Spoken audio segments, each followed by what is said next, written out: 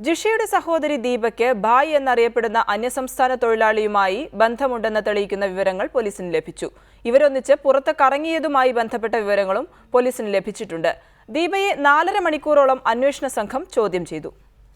കഴിഞ്ഞ 1.5 വർഷത്തോളമായി കുടുംബവുമായി ദീപയ്ക്ക് കാര്യമായി ബന്ധമുണ്ടായിരുന്നില്ലെന്ന് പോലീസ് കണ്ടെത്തി. അമ്മയും സഹോദരിയുമായി ബന്ധപ്പെടുകയോ വീട്ടിലെത്തുകയോ ഇല്ലായിരുന്നു.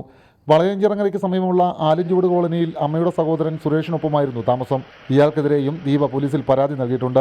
ഇക്കാലയളവിൽ ദീപയ്ക്ക് ഒരുപാട് സുഹൃത്തുക്കൾ ഉണ്ടായിരുന്നുവെന്ന് പോലീസ് കണ്ടെത്തിയിട്ടുണ്ട്. മലയാളം നന്നായി അറിയാവുന്ന ഭായ് എന്നറിയപ്പെടുന്ന അന്യസംസ്ഥാന തൊഴിലാളിയുമായി ദീപയ്ക്ക് അടുത്ത ബന്ധമുണ്ടായിരുന്നതായി പോലീസിന് വിവരം ലഭിച്ചിട്ടുണ്ട്. 4.5 മണിക്കൂറോളം ദീപയെ അന്വേഷണ സംഘം ചോദ്യം ചെയ്തു. ദീപയിൽ നിന്നും കാര്യമായ വിവരം സംഘത്തിന് ലഭിച്ചെന്നാണ് സൂചന. ശരിയായ ദിശയിലാണ് അന്വേഷണം നീങ്ങുന്നതെന്ന് അന്വേഷണ ഉദ്യോഗസ്ഥനായ ഡിവൈഎസ്പി ബിജോ അലക്സാണ്ടർ പറഞ്ഞു. ഞാൻ ഇതുവരെ അവരെ കണ്ടില്ല, അതുകൊണ്ട് വന്നാണ്. അത് ആദ്യമായിട്ട് കാണുവാണ് ശരിയായ രീതിയിൽ. അതെ, ജിഷയുടെ മരണവുമായി ബന്ധപ്പെട്ട് പോലീസ് കസ്റ്റഡിയിലെടുക്കുകയോ ചോദ്യം ചെയ്യുകയോ ചെയ്തവരിൽ അധികവും ദീപയുടെ അടുത്ത സുഹൃത്തുക്കളാണ്. ബസ് ഡ്രൈവർമാരും അന്യസംസ്ഥാന തൊഴിലാളികളും ഇക്കൂട്ടത്തിൽ ഉൾപ്പെടുന്നുണ്ട്. വരും ദിവസങ്ങളിൽ ദീപയെ പോലീസ് വിശദമായി ചോദ്യം ചെയ്യും.